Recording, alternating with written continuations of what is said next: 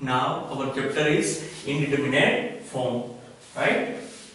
First, what is indeterminate form? For example, થી સમજીએ ને.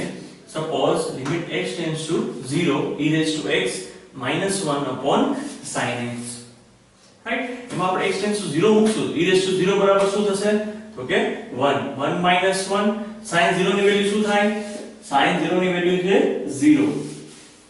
Right?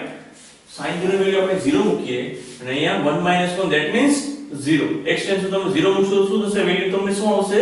0 by 0. Right? તો આને શું કહેવાય? This form is called indeterminate form.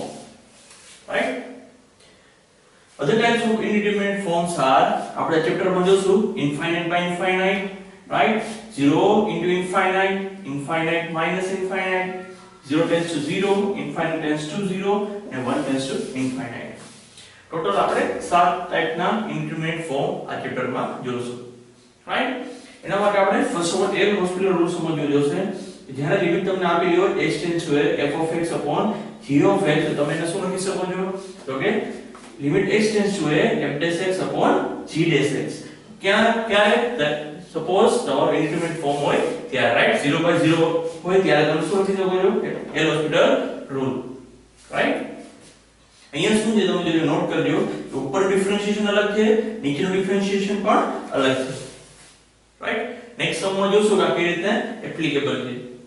Okay?